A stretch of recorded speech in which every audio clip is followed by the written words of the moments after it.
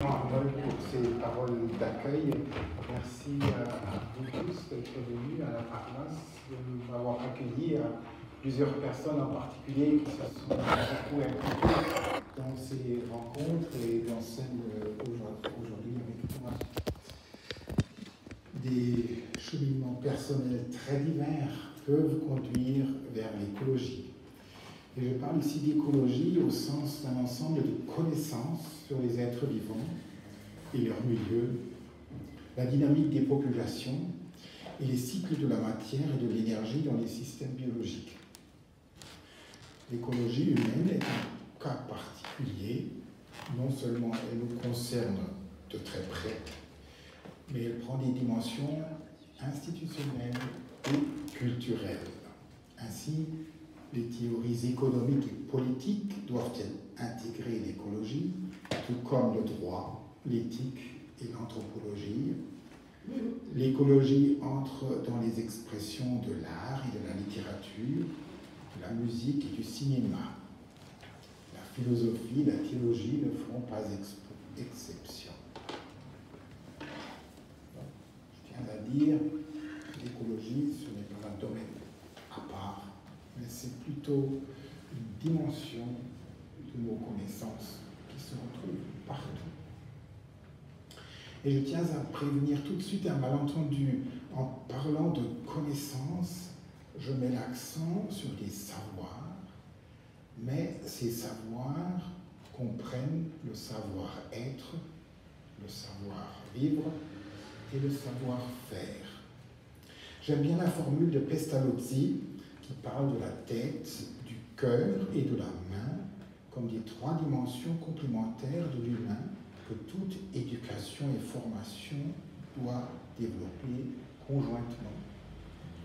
Pour Pestalozzi, le cœur est central, la tête et la main suivent.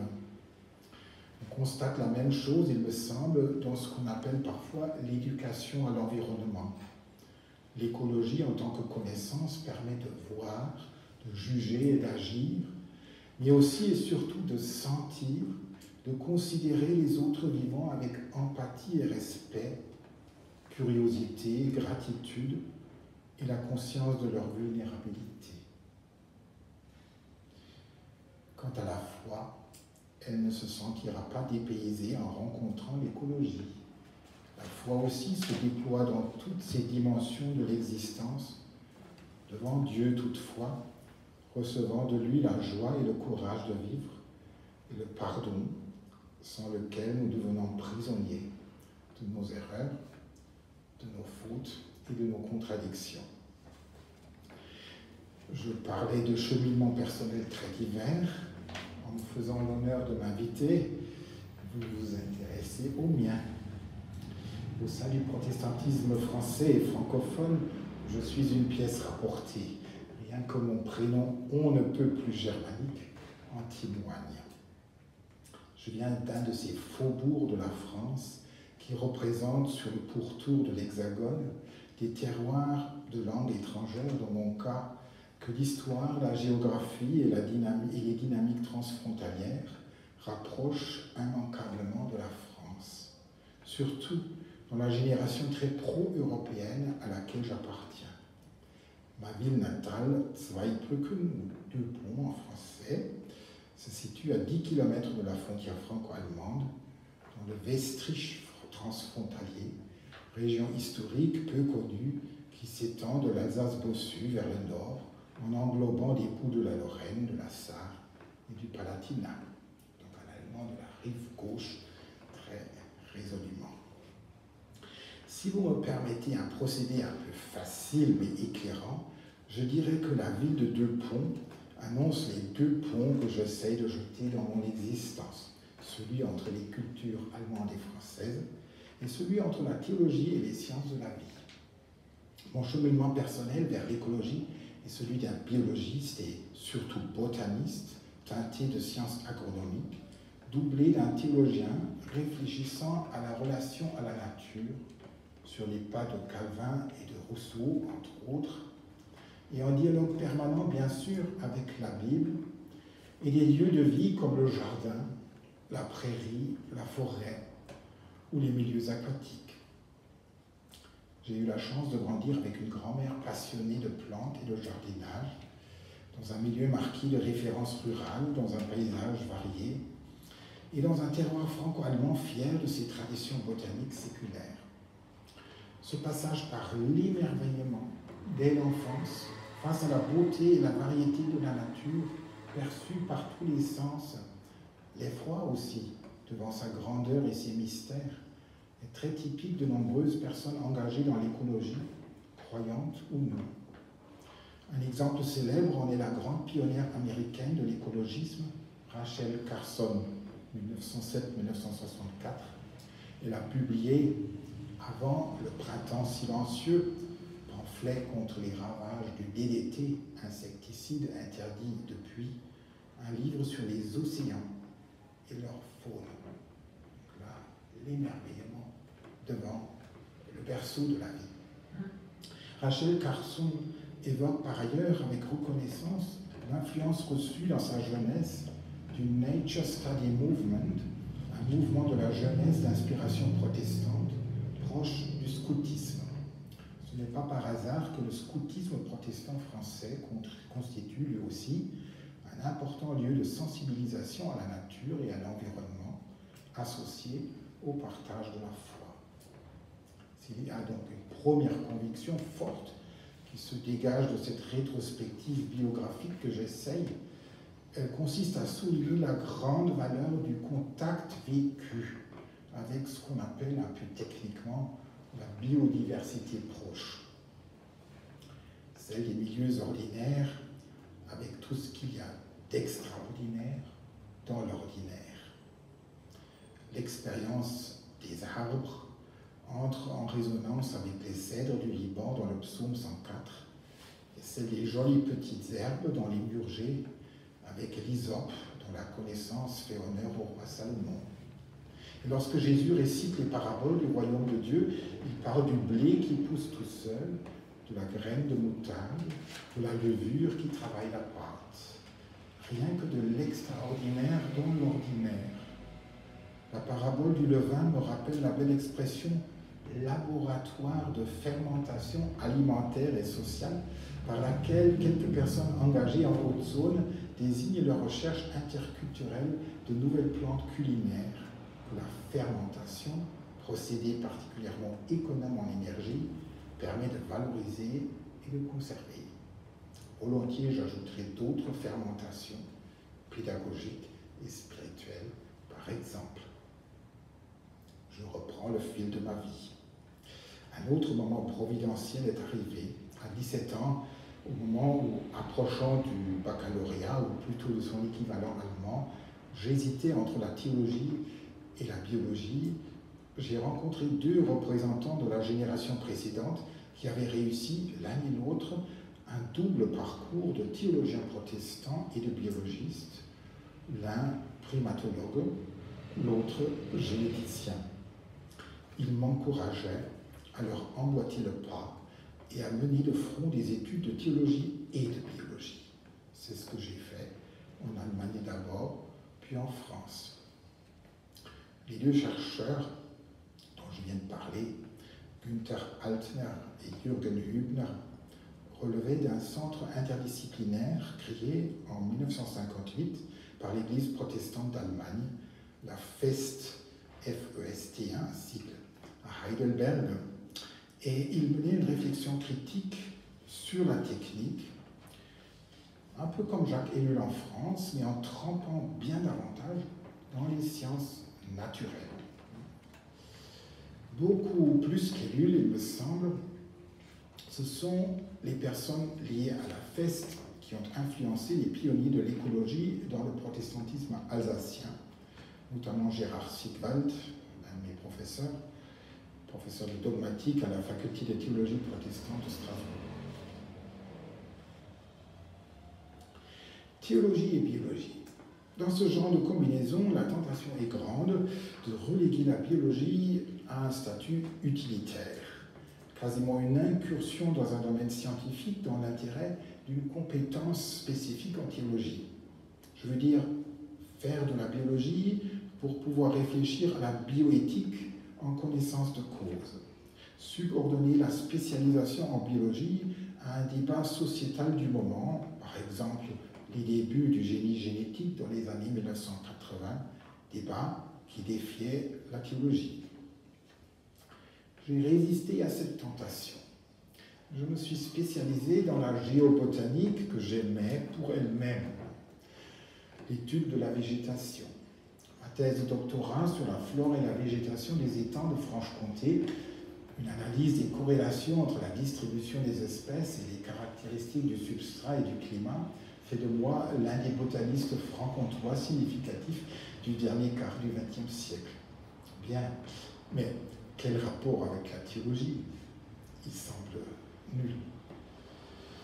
Cette impression trompe cependant. Et si j'insiste là-dessus, c'est aussi pour encourager quiconque à suivre ce que j'appellerais une passion raisonnée. La mienne consistait à devenir vraiment écologue avant d'être écologiste. Une deuxième conviction que je tiens à dire est donc celle-ci.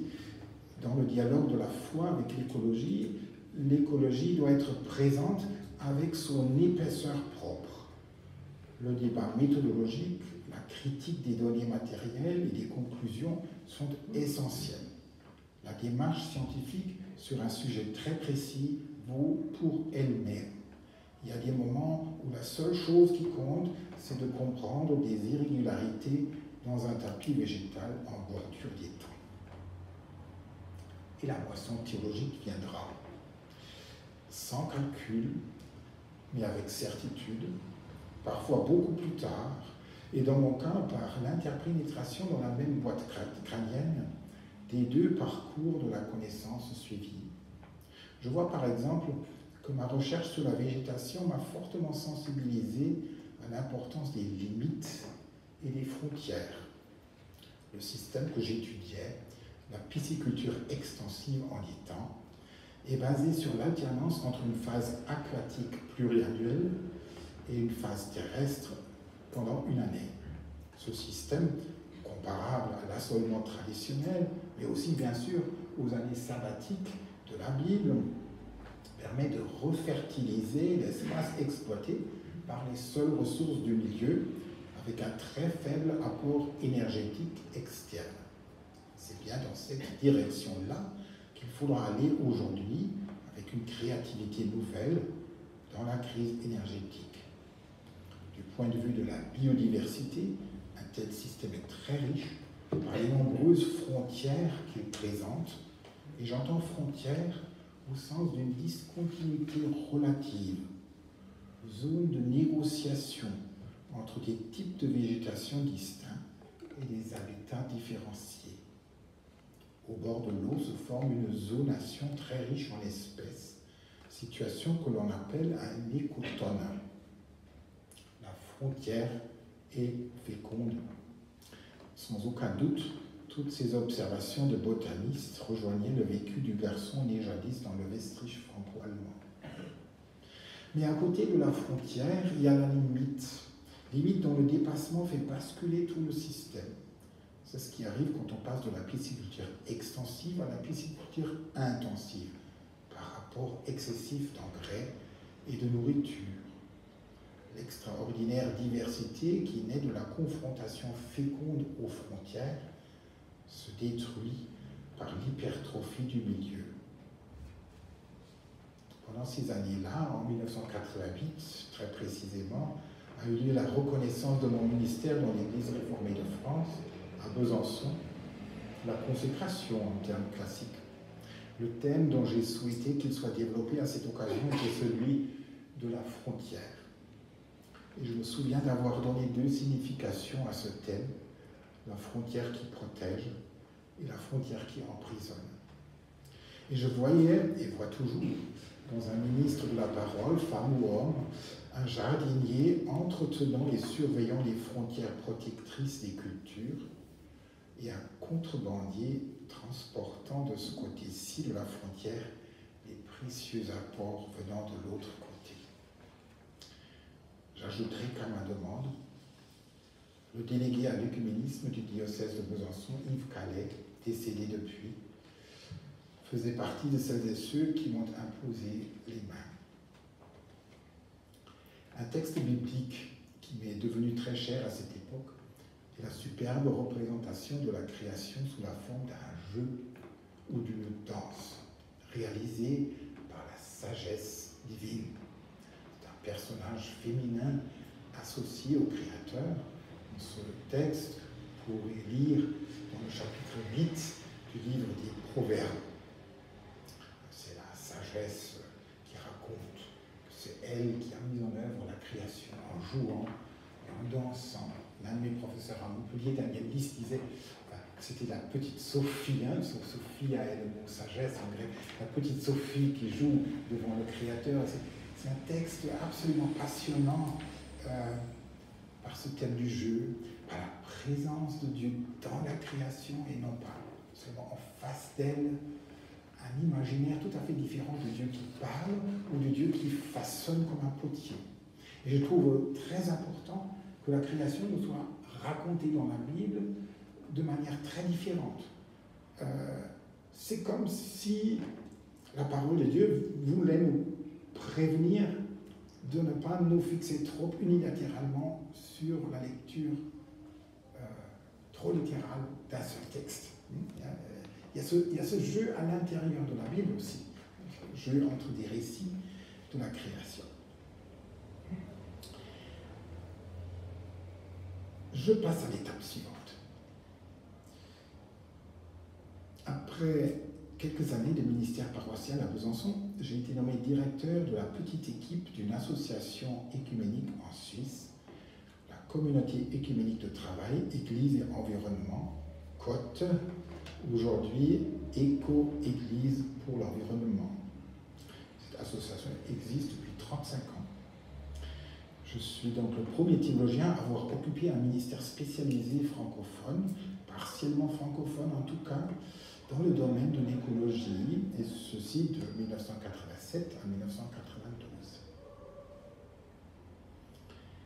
Éco-Église pour l'environnement a d'ailleurs beaucoup œuvré en France pour soutenir des initiatives semblables. Aujourd'hui encore, la structure de cette association est remarquable par la nature de ses liens avec les églises institutionnelles, structure faite d'un habile dosage de représentativité et d'autonomie. L'association vit en effet en grande partie grâce à ses membres collectifs. Ce sont des paroisses de diverses confessions, des églises cantonales réformées et catholiques, des congrégations, des communautés. Elle est donc représentative des églises chrétiennes en Suisse, mais autonome par ses propres organes directeurs, assemblée générale et comité. La composition du comité est équilibrée et le binôme présidente-vice-président comprend obligatoirement une personne catholique et une personne réformée. Alors je décris tout cela parce que cet aspect structurel compte énormément lorsqu'on veut établir dans la durée la responsabilité écologique comme un élément indispensable du témoignage de nos églises. Car l'écologie dérange inévitablement. La fascination des frontières et des limites dont je parlais tout à l'heure en tant que botaniste devient exigence et contrainte, appel à la conversion, pour faire allusion au sujet synodal de notre Église, lorsqu'on en tire les conséquences nécessaires. Pour porter cette préoccupation et cette promesse de créativité, il faut des structures qui empêchent qu'on marginalise l'écologie ou alors qu'on la dilue dans la cuisine interne de tous les jours. L'écologie dérange, mais parfaitement transversale, elle relie aussi. Pour cette raison, une structure écuménique correspond à la nature de l'objet, si je puis dire, dans le contexte ecclésial. Et en le dépassant, comme il se doit à l'échelle planétaire, l'écologie relève de la fraternité et sororité interreligieuse. Le ministère spécialisé en écologie que j'exerçais était exigeant et stimulant par la polyvalence qu'il réclamait. Réflexion théologique, prise de position éthique, créativité liturgique et catégétique, préparation de matériel servant à travailler sur les modes de vie et à développer l'éco-gestion dans les lieux d'église. Les bases ont été posées à l'époque de ce qui se vit et se fait aujourd'hui dans le réseau Église verte en France et ailleurs. Mon petit livre « Et demain la Terre, christianisme et écologie » paru en 1990, on donne un résumé. Ça date vraiment, il y a plus de 30 ans, mais c'est un petit livre qui fait un résumé de toute cette activité dont je parle. Parmi les nombreuses initiatives de cette époque, autour de 1990, je ne retiens ici que deux qui ont connu un développement important jusqu'à aujourd'hui. Pour la cohérence de l'exposé, je vais sauter d'ailleurs une période autour de l'an 2000 que j'ai passée avec ma famille à Berlin et dans le Brandebourg, car à partir de 2006, je travaillais de nouveau en Suisse au sein de l'équipe de la Fédération des Églises protestantes, et ce jusqu'en 2018. Certaines recherches et initiatives ébauchées en 1990 arrivaient à maturité 20 ans plus tard. Deux exemples, donc vous dites, je ne vais pas être trop long, enfin, peut-être encore 5 minutes. Le premier exemple concerne la place de l'écologie dans la vie liturgique. Au début des années 1990, un groupe de réflexion œcuménique dont je faisais partie cherchait à reprendre pour les églises occidentales, catholiques et protestantes, l'initiative du patriarche de Constantinople qui, en 1989, avait proclamé le 1er septembre journée de prière pour la création. Mais cela à l'échelle des églises orthodoxes. Et au sein de ce groupe de réflexion, je proposais de tenir compte des moments liturgiques déjà présents en septembre-octobre dans nos églises d'Occident, en particulier les fêtes des récoltes des protestants et la Saint-François d'Assise.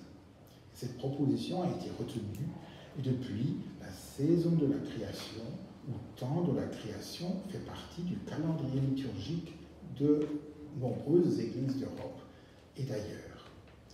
La saison de la création s'étend du 1er septembre au 4 octobre de chaque année. Les églises sont très libres de donner la forme qu'elles souhaitent à ce moment liturgique. L'essentiel, c'est que l'écologie, en tant que dimension constitutive de la vie et de la foi, soit inscrite dans l'année liturgique. Car, quatrième conviction que je tiens à dire, c'est dans les fêtes de l'Église que s'exprime sa théologie. L'écologie doit donc trouver sa place dans la vie spirituelle communautaire, de préférence dans les célébrations œcuméniques. Puis le deuxième exemple, celui-là concerne la réflexion éthique. J'ai vécu comme une bénédiction que le mouvement œcuménique ait réussi dans les années 1980 à se concentrer sur un seul enjeu central, à savoir le climat et l'énergie. Un seul enjeu, en effet, tellement les deux sont liés. Je rends hommage ici à un grand œcuméniste suisse, le théologien réformé Lukas Fischer, qui, comme pour la saison de la création, a fait inlassablement la navette entre les instances œcuméniques et les personnalités influentes pour réussir cette convergence vers une seule thématique clé du dérèglement écologique global, donc le climat et l'énergie.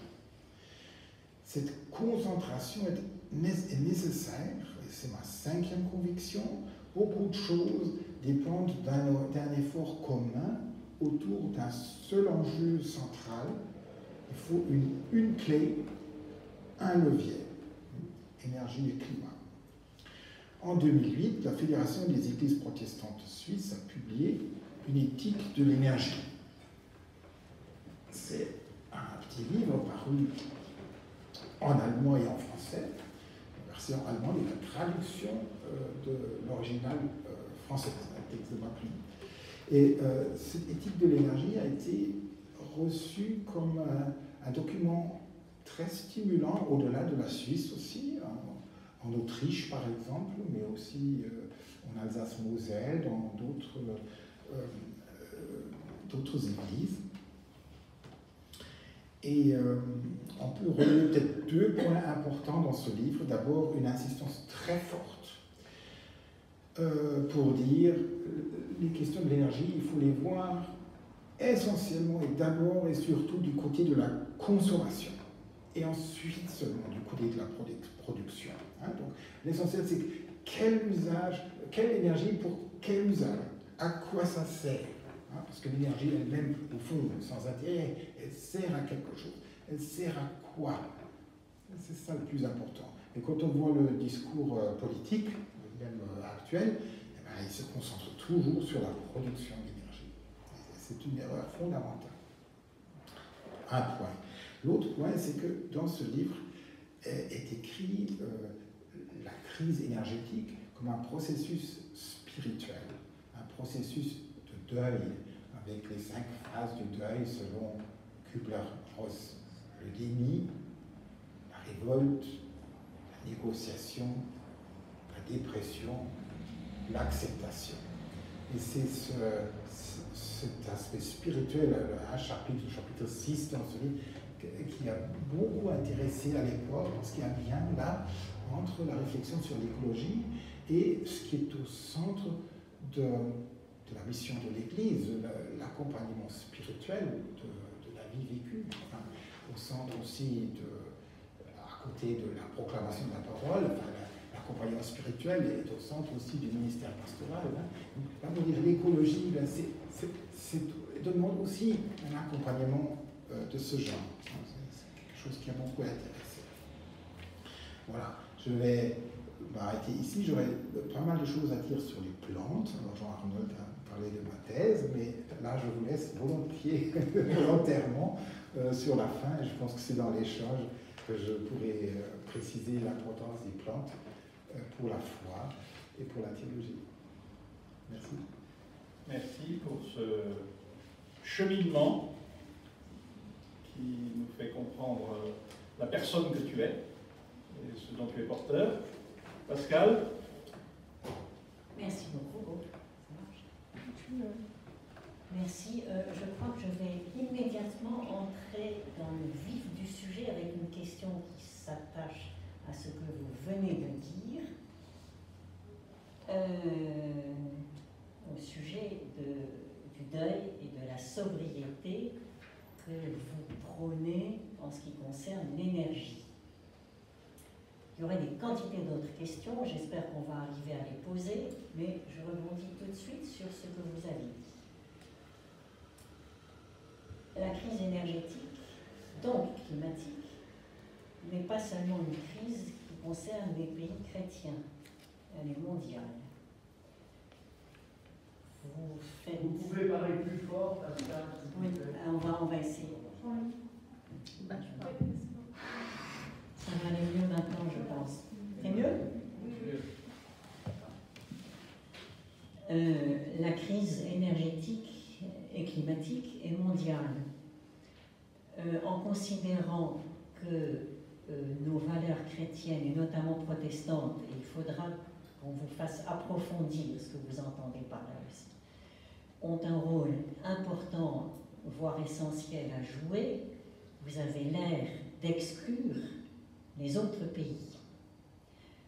Comment, d'un point de vue général, social, sociétal, religieux, philosophique, voyez-vous la possibilité d'étendre aux autres pays qui sont peu mentionnés dans votre petit ouvrage sur la crise de l'énergie, comment voyez-vous qu'on puisse faire passer ces messages à des pays en voie de développement, tels que la Chine, tels que l'Afrique, des pays qui n'ont absolument pas nos cultures chrétiennes à nous? Alors, merci Pascal pour cette question. Il y a dans ce petit livre Éthique de l'énergie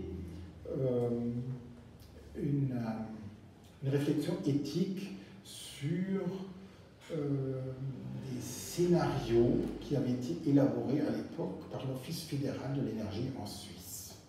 Donc, pour déterminer les grandes orientations de la politique énergétique, on définissait des scénarios. Enfin, on va continuer comme toujours, c'est un scénario. Et puis, il y a d'autres scénarios avec des interventions politiques diverses. Des taxes, par exemple, ou alors des incitations. De toute façon, l'incitation est toujours plus sympathique que la punition, enfin, parce que tu parlais d'écologie punitive. Donc, voilà, donc il y a tout un éventail de mesures politiques pour orienter la demande, et donc après aussi la production. Dans certains sens, ça concerne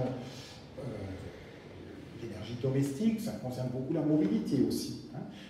Donc le contexte très suisse est lié d'abord au fait que je travaillais en Suisse pour la Fédération des Églises protestantes de Suisse, et ce contexte politique des pays où la démocratie semi-directe est très importante aussi, c'est qu'il y a tous les ans, 3 ou 4 fois, des votations sur des sujets politiques, donc des débats. Et pendant toutes ces années, il y avait des votations sur des sujets qui concernent l'énergie.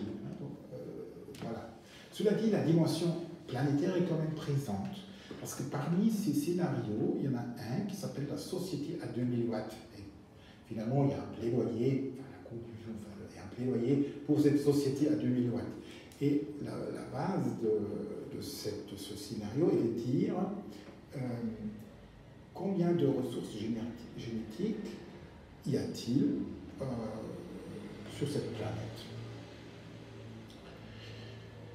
Parce qu'on sait très bien que c'est un problème très compliqué. On peut définir pour nos pays riches européens une moyenne de consommation énergétique de chaque citoyen.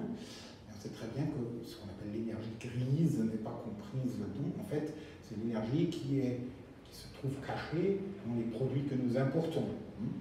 L'acier qui vient de Chine, c'est pas nous qui avons dépensé de l'énergie, enfin, brûler du charbon pour ça.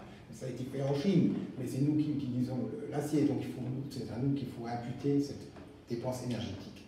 Voilà. Et là, on arrive à une moyenne. Bon, comme tout, c'est l'estimation grossière. Enfin, il y a des spécialistes qui disent une moyenne de 2000 watts.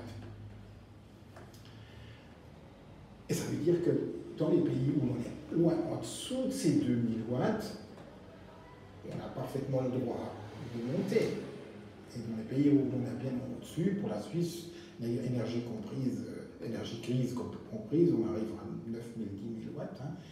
C'est là qu'il faut baisser. Donc il y a quand même la perspective internationale, planétaire est quand même là. Dans votre livre. Oui, dans le livre, elle est là à peu près. Mais aujourd'hui, concrètement, votre livre a quelques années déjà, est-ce que vous pensez qu'il est possible de dire à la Chine, maintenant tu t'arrêtes, par exemple, tu arrives aux 2000 et ça suffit? Alors évidemment, la question se pose encore plus pour les pays développés que nous sommes en Europe, aux États-Unis, etc. Ouais. Comment vous voyez ça? Il faut d'abord dire une chose, c'est que les très gros problèmes écologiques planétaires, la grande mutation qui est en cours, c'est un phénomène très récent.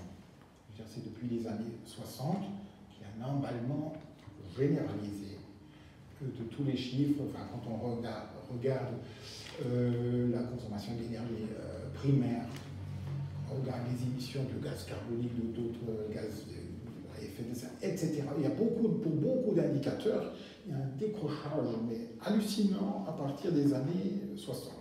aussi pour les chiffres de la consommation, enfin, etc., les indicateurs de richesse. Donc à l'échelle de l'histoire de l'humanité, c'est un laps de temps très court. Nous vivons dans un régime d'exception, mais alors absolu, mais qui est le temps de ma vie. Hein. Je suis né en 1955. Je me rappelle très bien que justement, quand j'étais enfant, on ne vivait pas de cette manière. Donc là, je crois que ça aide, se rappeler cela, ça aide quand même à relativiser un peu les choses, à dire que là, les choses sont allées très vite. Et d'ailleurs, le problème de l'accélération, enfin, il y a un philosophe que vous connaissez, Hartmut Rosa, qui fait l'analyse de notre civilisation comme une civilisation de l'accélération permanente. De l'axe, c'est fait qu'on va très très vite et il y a des choses qui nous échappent. Enfin, c'est aussi en partie de l'analyse de Jacques Ellul, enfin, le développement technologique qui est autonome, enfin, que nous ne maîtrisons pas et ne dirigeons pas. Alors, il y a peut-être là effectivement des choses qui nous échappent. Oui. Cela dit, il y a aussi un effet d'imitation qui est très important. On voit très bien que notre modèle de civilisation a été proposé aux autres pays. C'est ça l'idée du développement d'ailleurs. Dans les pays en voie de développement, ça insinue qu'eux, ils ne sont pas encore là où nous sommes déjà. Donc il y a un modèle qui est proposé. Et nous savons maintenant que ce modèle ne peut pas être généralisé, que ce n'est pas possible. Que les ressources ne sont pas là et que la capacité de résorption des émissions n'est pas là non plus. Donc au fond, c'est la crise de tout un modèle. Et je dirais qu'il est d'autant plus important que nous changions de mode de vie, de modèle de société, de développement, parce que nous le voulions ou non, nous servons justement d'exemple. Et c'est là que le facteur religieux, c'est peut-être le dernier aspect que je veux dire, c'est là que le facteur religieux est important. Parce que dans les religions, il y a partout un idéal de sobriété. C'est vrai pour le christianisme, quand on regarde les premiers chrétiens, déjà dans le Nouveau Testament, un idéal de sobriété, de ne pas gaspiller. Ça existe dans toutes les religions, l'ascèse qui est une maîtrise de soi. Donc l'ascèse qui n'est pas un manque, mais plutôt un plus, parce que en arrivant à renoncer à quelque chose, je montre que je suis le maître de moi-même, enfin, je suis le maître de ma maison. Il y a beaucoup, dans la spiritualité antique, il y a beaucoup cette idée d'être maître dans sa propre maison. Donc je veux dire, il y a quand même tout n'est pas perdu. Il faut peut-être solliciter d'autres ressources que les seules ressources économiques au sens propre. Je complète ce que vous, enfin, avec une question. Donc, vous pensez que sur le plan des idées, des valeurs, de ce qui nous relie à la transcendance, on peut essayer de faire passer, nous, gens développés, etc., faire passer des messages à l'ensemble du monde en nous référant à des valeurs qui seraient communes, que tout le monde pourrait comprendre ailleurs. Oui, jusqu'à un certain point.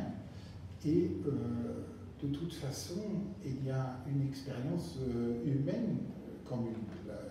La transmission d'une génération à l'autre, les jeunes générations, les générations qui ne sont pas encore nées, mais aussi les bébés. Enfin, je viens de devenir grand-père. Donc, c'est quelque chose qui donne beaucoup à penser. Et c'est universel, c'est dans tous les pays. Et je crois d'ailleurs que dans les motivations des personnes, ça joue un rôle très important. Et je me dis, enfin, l'Église protestante unie est une église qui baptise les petits-enfants. on laisse le choix. Ce n'est pas toujours le cas, mais dans la tradition calvinienne, c'est le baptême des petits-enfants. Et dans le baptême, spirituellement parlant, il y a l'idée de la nouvelle naissance. C'est l'homme nouveau qui naît. C'est quasiment le Christ qui naît en nous, en chacun de nous. Et c'est ça la vie véritable. Mais la vie terrestre continue. Et c'est dans cette vie terrestre que nous sommes appelés à montrer cet homme nouveau en nous, enfin, humain nouveau, le Christ en nous.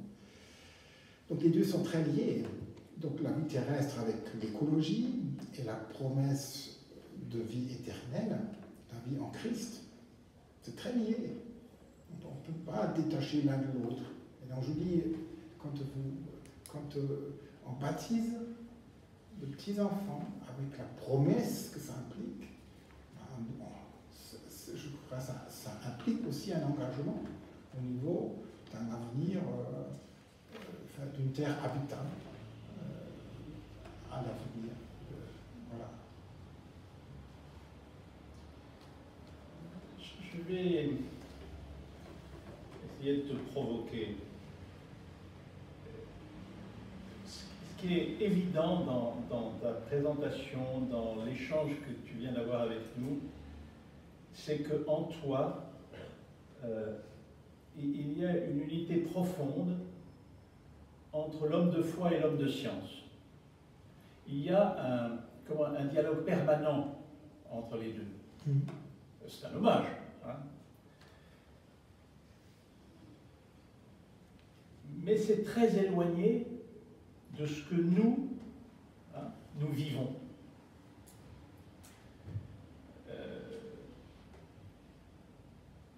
Nous sommes des hommes et des femmes de foi, sans aucun doute.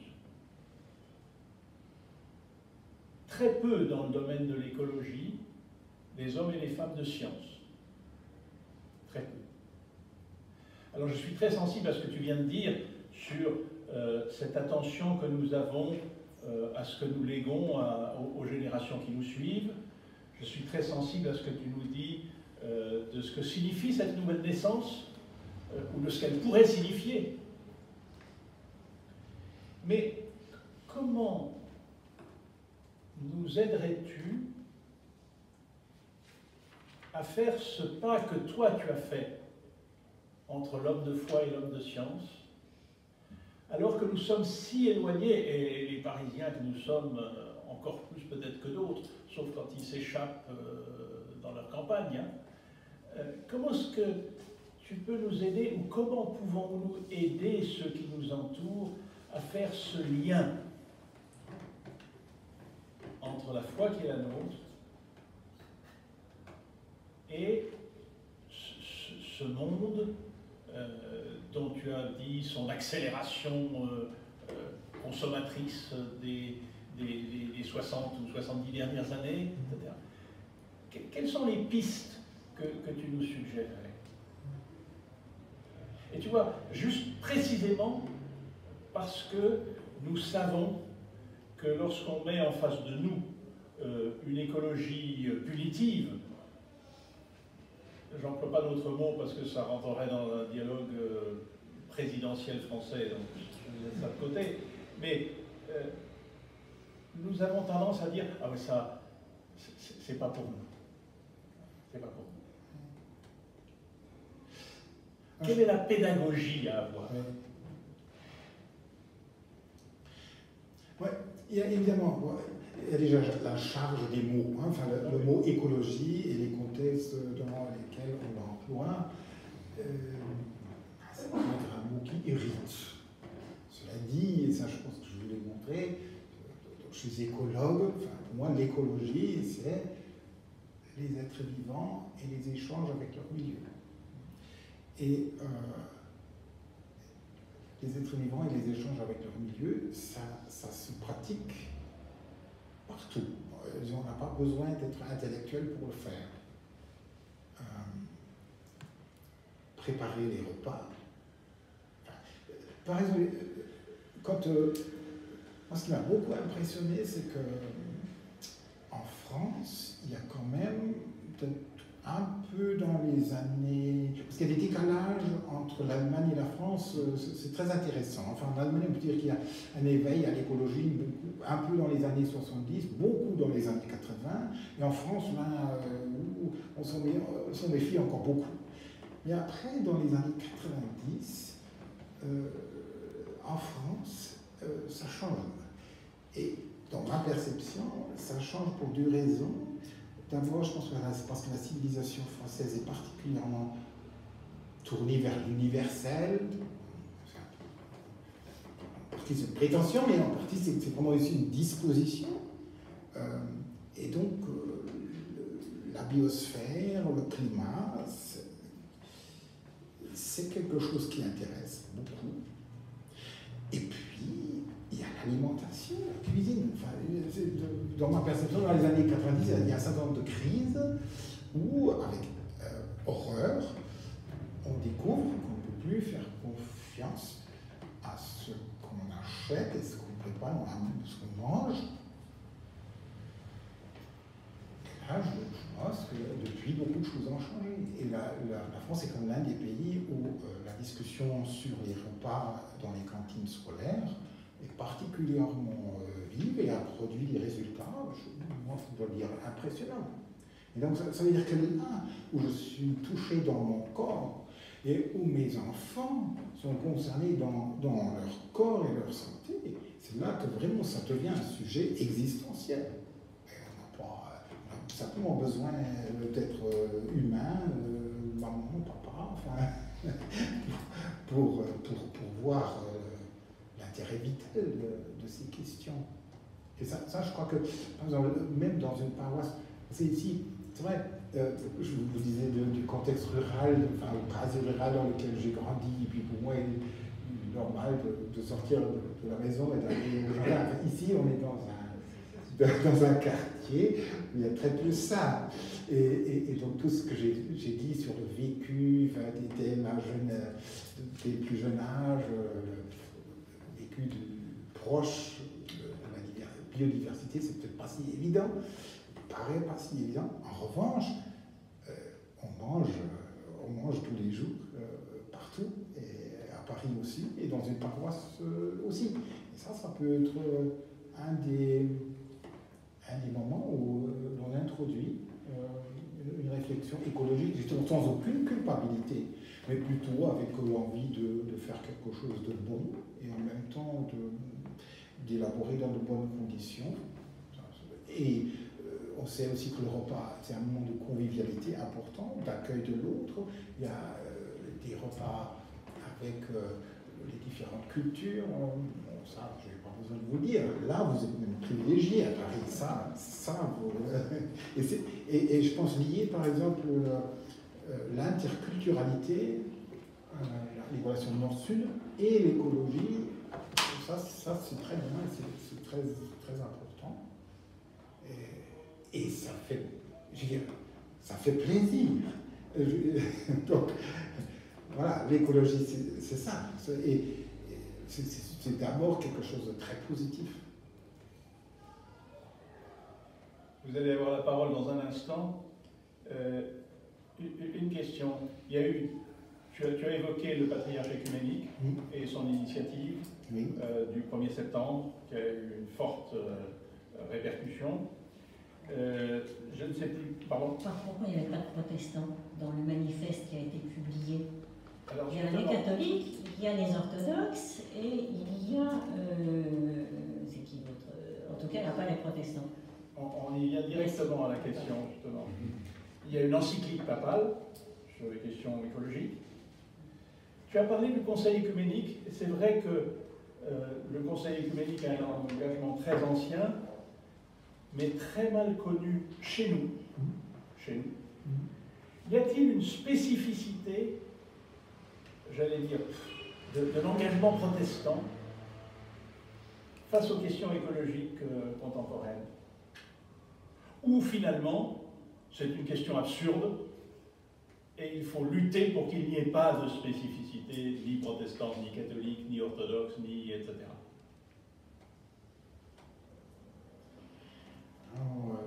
fin, c'est une très vaste question. En 2 minutes et demie. Disons, il y a un certain nombre d'observations que je trouve frappantes. Parmi les protestants français, on trouve une proportion étonnamment forte de personnes engagées dans les métiers de l'environnement au sens large.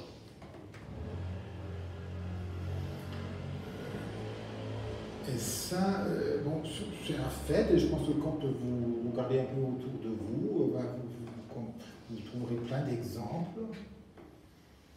Même dans les familles pastorales, même historiquement, il n'est pas rare que, je sais pas, l'un des frères soit pasteur, l'autre zoologiste, botaniste, géographe, je ne sais quoi. C'est un fait culturel que je trouve frappant. Il y a la vieille idée des 2 livres, le livre des Écritures, mais Dieu nous parle aussi dans le livre de la nature. Et ce n'est pas de la théologie naturelle, comme on dit parfois, mais le livre de la nature, c'est plutôt ce regard inspiré de la foi sur les créatures. Un peu comme les parallèles que je faisais dans mon exposé sur les recherches de sciences naturelles et des textes de la Bible qui entrent en résonance avec ça. Est-ce que c'est une spécificité? Probablement, mais il faudrait creuser ça. Il y a quand même aussi la sobriété protestante à laquelle je suis personnellement attaché.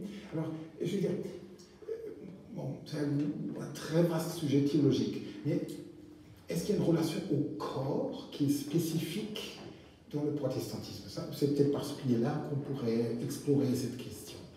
Parce qu'en fait, l'écologie, ça concerne le corps. L'environnement, c'est notre corps par extension. Il y a des échanges en permanence, en parlant, en respirant, enfin, voilà, nous sommes en permanence en échange avec l'environnement. Donc, voilà, notre corps par extension.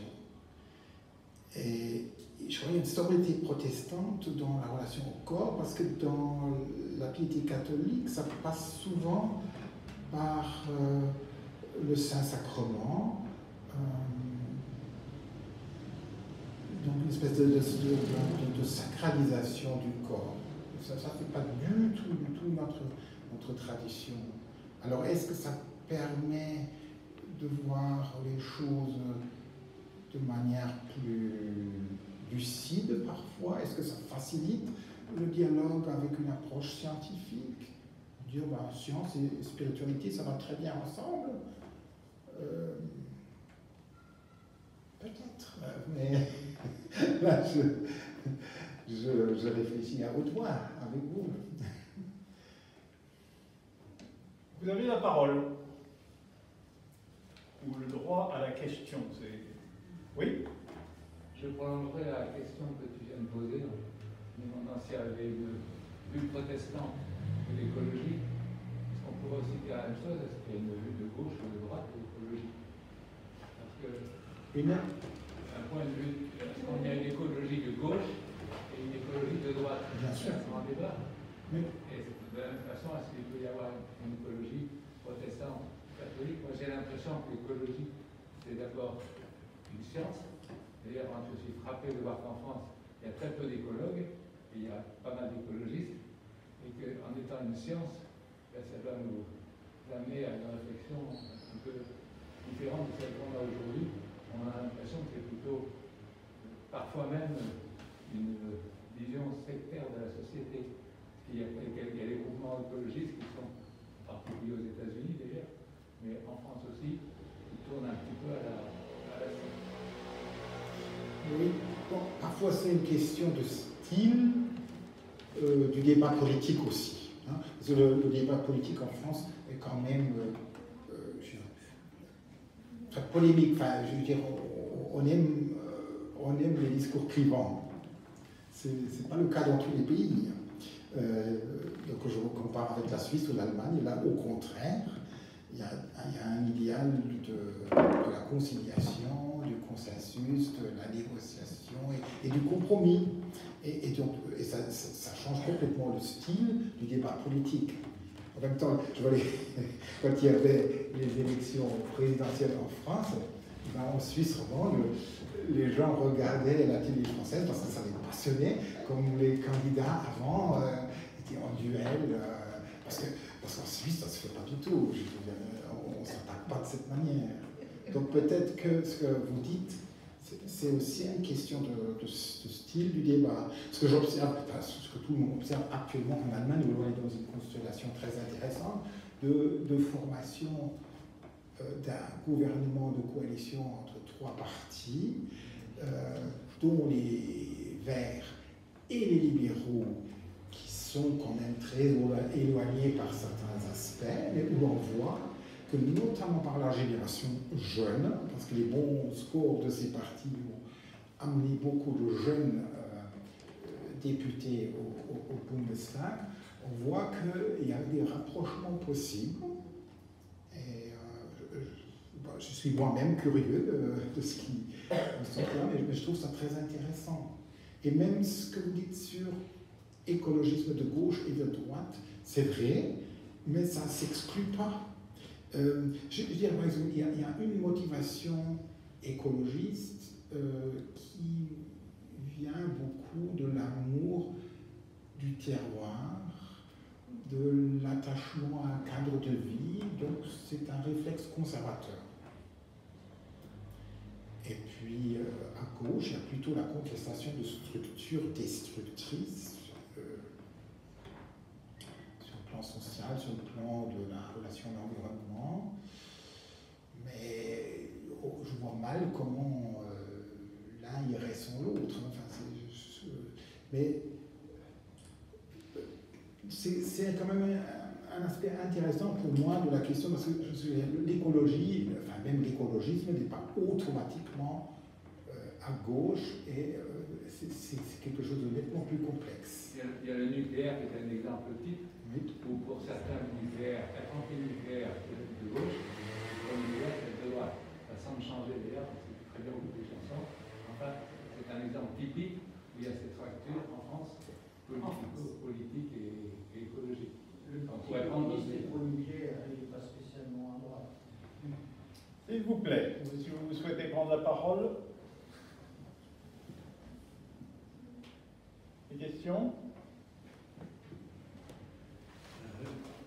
Moi, je voulais vous demander comment vous voyez l'écologie, par exemple en Chine, dans des pays comme ceux-là qui n'ont pas de culture chrétienne. Est-ce que vous voyez les liaisons? Est-ce que vous avez déjà réfléchi à la situation? Je dis très simplement, c'est un pays que je connais mal, j'y suis jamais allé. C'est une civilisation que je connais très peu, vraiment très peu. J'ai lu quelques textes du confucianisme. C'est peut-être pas tellement une question. En revanche, je suis déjà allé au Japon. Hein. C'est peut-être pas tellement une question de culture chrétienne ou pas, mais peut-être plutôt.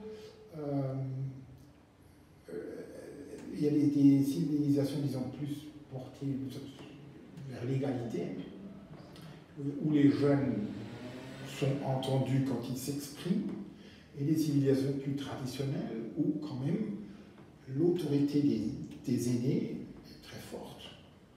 J'ai vu ça au Japon.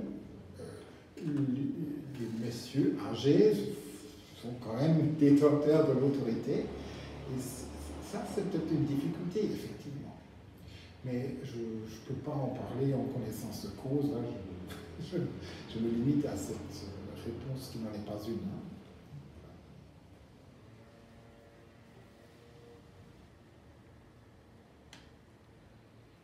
Et aux États-Unis, comment vous voyez les choses? Ce qui est très intéressant aux États-Unis, c'est ce qu'on appelle les évangéliques.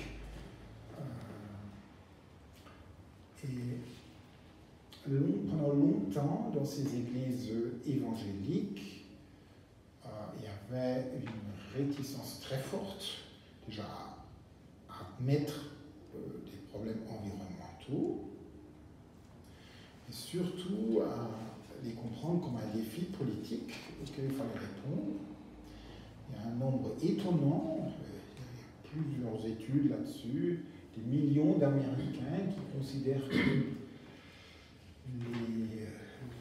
la mutation, la dégradation planétaire de l'environnement, ce sont des signes de la fin des temps, et qu'il serait donc absurde de lutter là contre, à la limite vouloir se révolter contre Dieu, hein, parce que ça nous montre que Dieu va créer un monde nouveau, mais le monde ancien est perdu. C'est quand même un nombre important de personnes qui sont de cette tendance-là. Et ça, c'est les uns.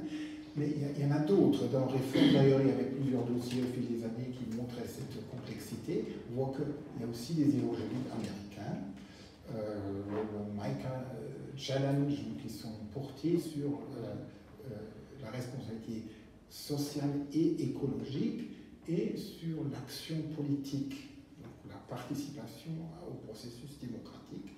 Ça existe et apparemment, cette fraction-là est plutôt en train de s'étoffer. Oui.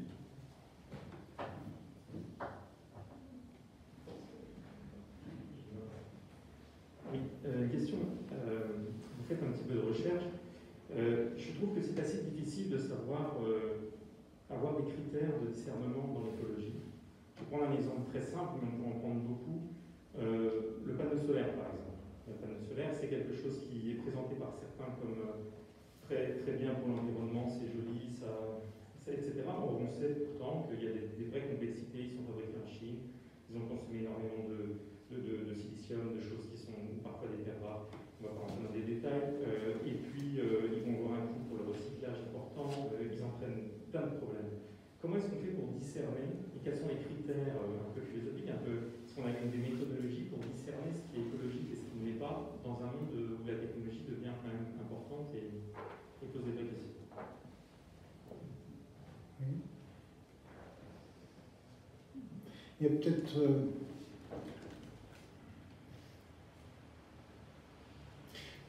éviter les déchets, ça, à coup sûr, c'est une bonne chose.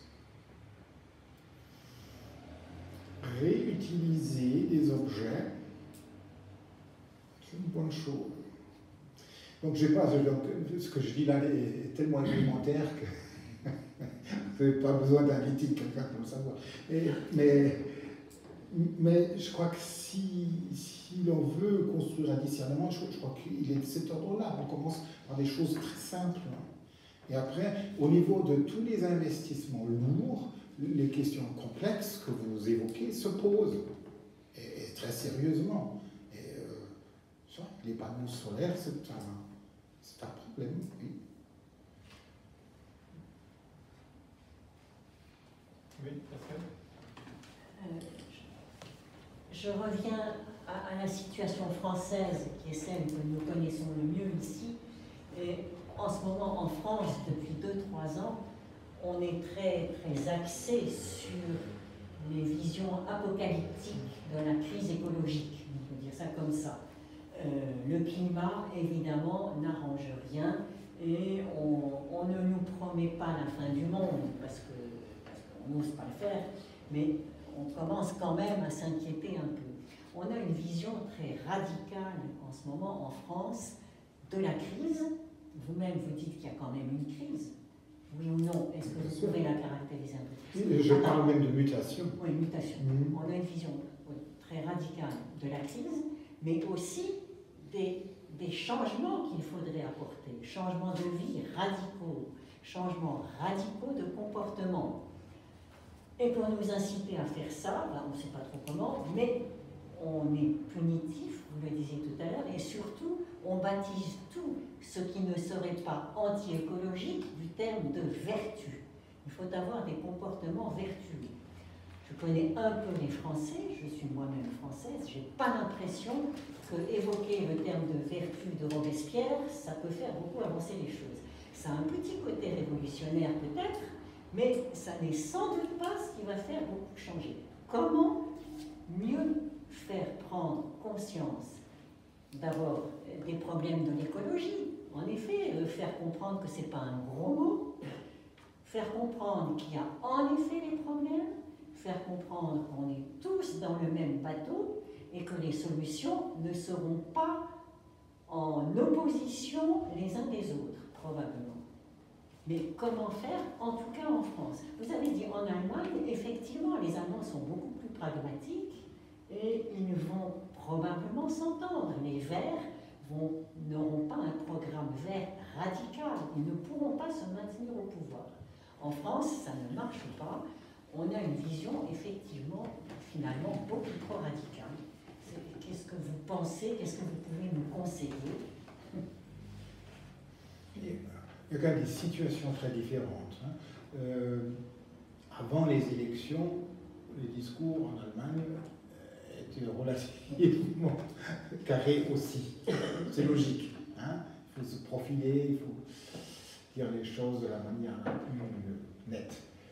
Maintenant, on est dans une autre phase de formation d'un gouvernement de coalition. Vous trouvez des terrains d'entente. On ne parlera plus exactement de la même chose, mais c'est simplement c'est de l'intelligence. Je veux dire, c'est comme ça.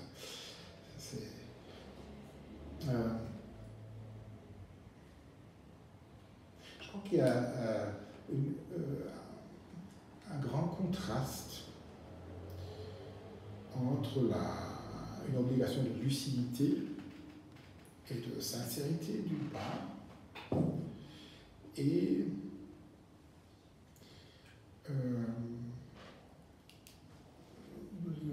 les sources du courage d'autre part. Quand on regarde lucidement nos modes de vie, de production, de consommation, on va dire nous ne sommes absolument pas sur la voie des accords de Paris, dans d'autres domaines aussi, je ne sais pas, les métaux rares, enfin, il n'y a pas du tout, on n'est pas du tout dans les limites, je parlais des limites de la durabilité, mais absolument pas. Donc il doit être possible de dire ça de manière lucide. En même temps, est-ce que ça veut dire que tout est foutu? Bien sûr que non. Bien sûr que non. Et il y a donc aussi le courage, le courage, je dirais même l'humour. Parce que je veux dire, chaque moment partagé, chaque beau projet développé entre les générations,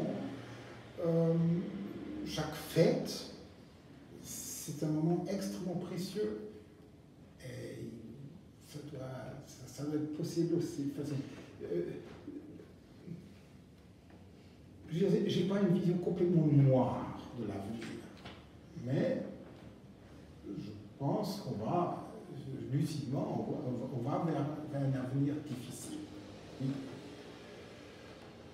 Alors quand on regarde l'histoire, même de l'Europe occidentale, des époques comme le XVIIe siècle, mais c'est horrible.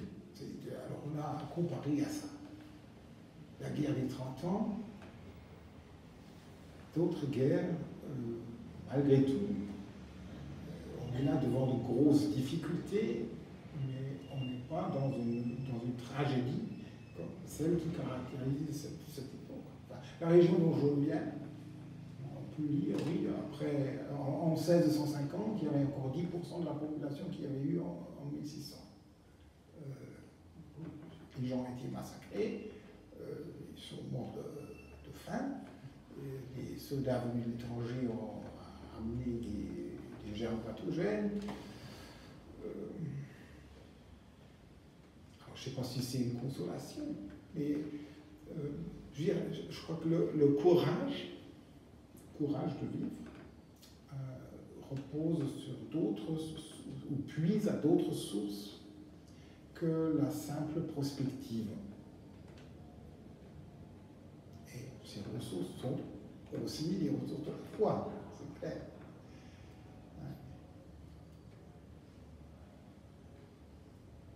C'est-à-dire? Je parlais par exemple de la fête, une célébration où je parle un baptême où il y a une promesse de vie qui est prononcée, un accueil radical. Il faut dire, je t'ai appelé par ton nom, hein, et ça vient pas de nous, ça vient le plus grand que nous. C'est un moment vrai, et très profond.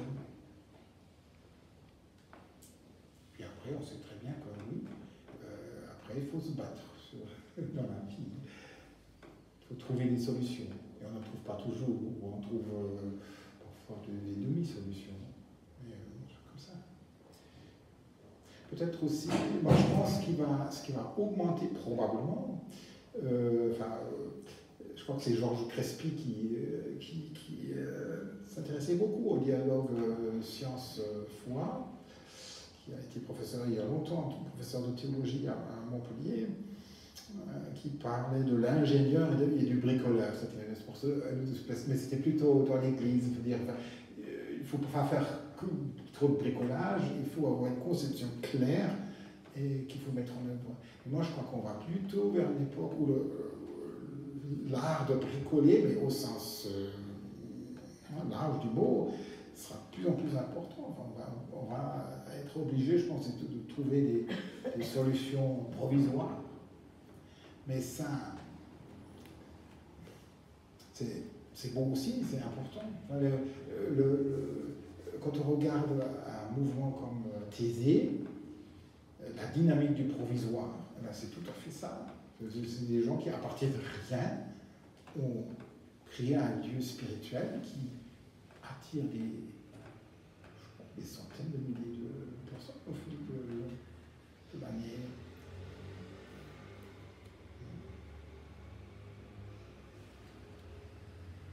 Oui. Oui. Quelle place voyez-vous à l'Afrique francophone, disons la France-Afrique pour faire simple, dans ce combat pour l'écologie? Parce que moi, j'avoue que j'ai une grande inquiétude pour cette portion du continent.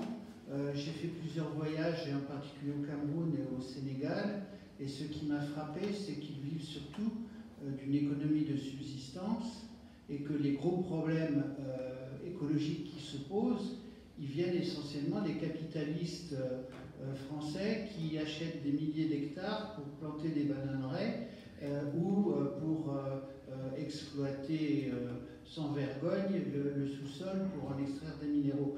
Moi, je la sens totalement absente, cette Afrique-là, d'autant plus facilement absente.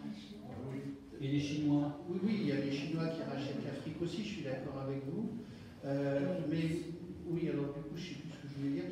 Oui, je la sens d'autant plus absente que ce sont tous des pouvoirs corrompus et que ce n'est pas ça qui aide au combat écologique. Donc là, je ne sais pas. Donc, c'est des questions qui m'intéressent. Et puis, en tant que pasteur de paroisse, j'ai toujours eu des contacts avec des Africains francophones, mais j'y suis jamais allé. Donc, je ne suis pas la personne compétente pour répondre à. Je suis très conscient du problème et de la gravité du problème, mais je ne suis pas la personne compétente pour répondre, je le dis en toute humilité. Une question derrière.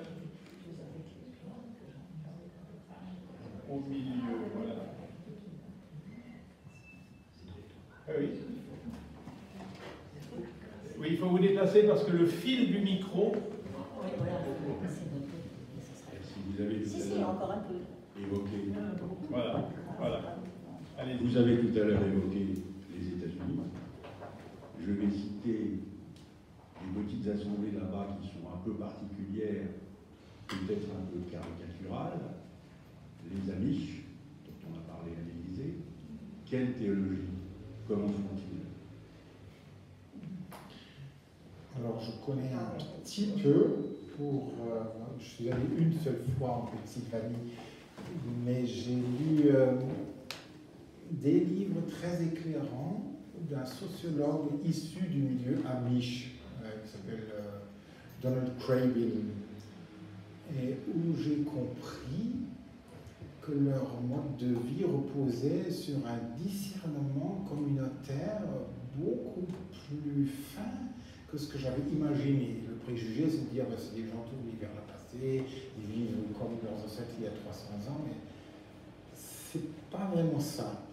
Et c'est Donald Craybill, son livre s'intitule The Amish Struggle with Modernity, la lutte des Amish avec la modernité. Et donc il montre que dans ces communautés, il y a un discernement au sujet de toute innovation technologique. Et le critère, c'est que est-ce que c'est favorable à la vie communautaire ou pas?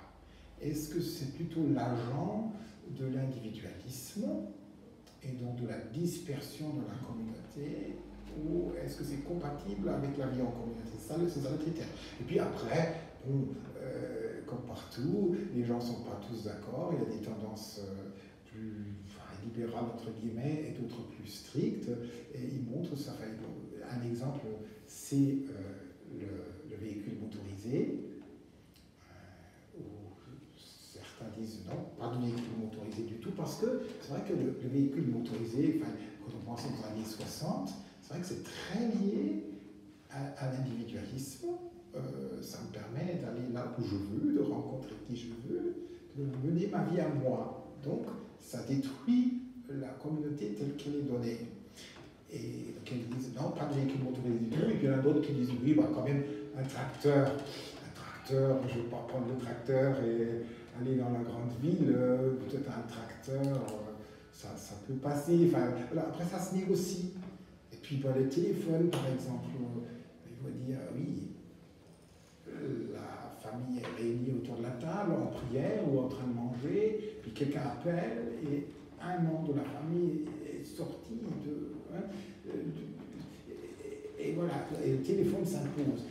Alors on va dire quand même, ça peut être utile, ça peut sauver des vies. Donc on va mettre le téléphone hors de la maison et on va prendre rendez-vous pour t'appeler, ou alors on a la possibilité en cas de détresse d'appeler les secours. C'est assez fin. Il y a un historien suisse à qui j'ai parlé de ça, et c'est quelqu'un qui est un écologiste assez radical, qui a lancé une initiative pour le climat. Et lui, il trouvait ça très inspirant. Au fond, on peut dire que là, il y a au niveau communautaire quelque chose comme l'évaluation technologique. Nous avons des structures d'experts pour l'évaluation technologique. Eux, ils font ça aussi, mais dans le cadre communautaire. C'est pas inintéressant. Et je dirais, c'est même pas... Bon, c'est pas une tradition calvinienne, mais ça pourrait aussi se concevoir dans une tradition calvinienne. Nous allons bientôt terminer. J'aimerais te faire terminer sur une question de nature spirituelle ou théologique, je ne sais pas. Je dis je suis convaincu par la relation qui est la mienne dans ma foi avec le Christ que le monde est entre les mains de Dieu,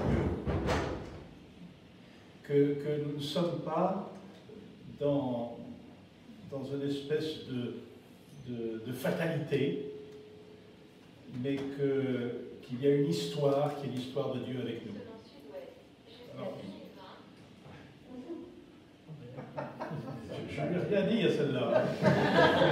Voilà. Ça va permettre d'illustrer les choses. Et de l'autre côté, Pascal a utilisé le mot d'apocalypse tout à l'heure, ou de vision apocalyptique des choses. Nous sommes dans un monde qui de plus en plus nous dit vous n'allez pas vous en sortir. Vous n'allez pas vous en sortir. Je ne te demande pas de choisir entre moi et vous n'allez pas vous en sortir. Mais je te pose la question suivante. Quel est le langage que nous, chrétiens, pouvons avoir aujourd'hui dans ce monde complexe, tragique,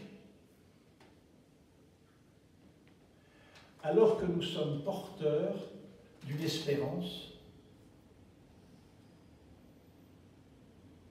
qui me semble à moi au-delà de tous les apocalypses qu'on nous annonce.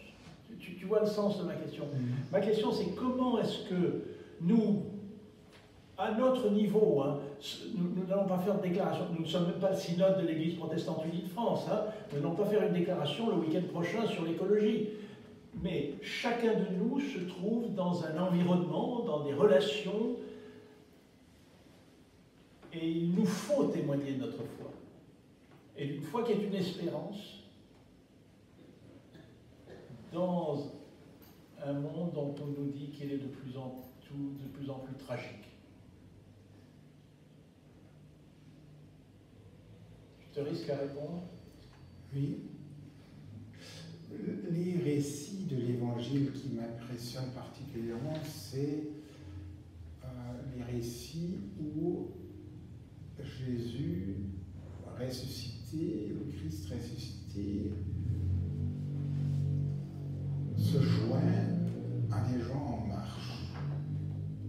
Les disciples d'Emmaüs, bien sûr, mais aussi l'unique Philippe dans les Actes des Apôtres.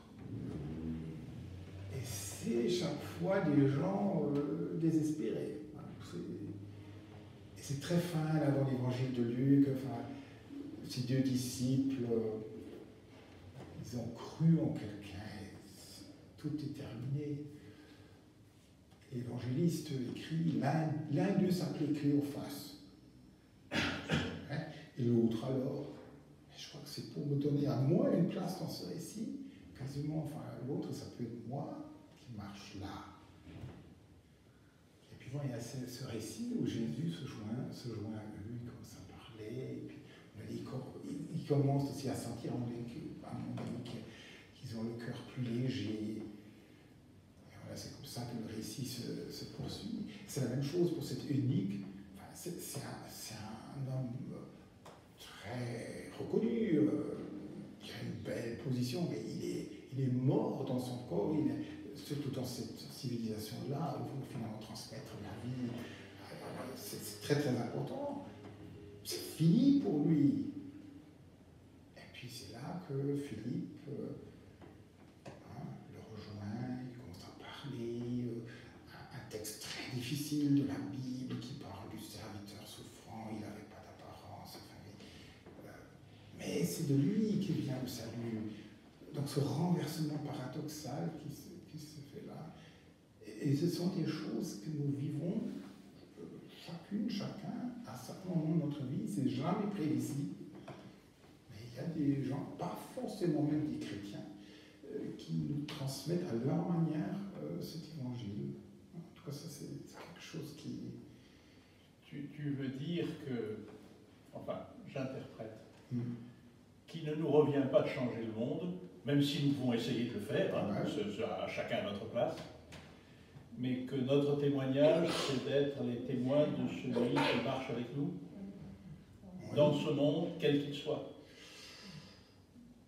Oui, et qui est vivant, qui se présente comme celui qui vit, mais qu'on reconnaît aux cicatrices, enfin, toutes les violences du monde ne sont pas effacées, mais le Christ ressuscité, on le reconnaît à ses cicatrices, la croix est toujours là, mais en même temps il est vivant. Enfin, il y a quelque chose... Merci. On passe s'arrêter là-dessus parce que je vois l'heure qui passe. On avait commencé avec un petit quart d'heure, et donc il est naturel qu'on termine avec un petit quart d'heure de retard. De toute manière, vous savez que nos rencontres se terminent toujours par 2 recommandations. La première, il y a quelque part une corbeille, c'est Martine, la grande patronne de la corbeille, qui permet de faire face à différents frais. Et vous la trouverez, non pas Martine, mais la corbeille, quelque part sur votre chemin de départ, ça permet de soutenir nos frais. Mais ce qui est le plus important, c'est que nous avons maintenant un moment d'échange les uns avec les autres, avec Otto, autour d'un verre et de quelque chose à grignoter. Merci infiniment, Otto, d'avoir fait le voyage jusqu'à nous, d'être venu jusque dans cette capitale lointaine. Merci à chacun d'entre vous d'avoir participé à cette soirée. Et je suggère que lorsque vous allez vous lever, sur chacun de vos rangs, l'un de vous empile les 4 chaises du rang pour le mettre sur le côté. Ça donnera de l'espace pour pouvoir nous retrouver et boire un verre les uns avec les autres. Merci encore et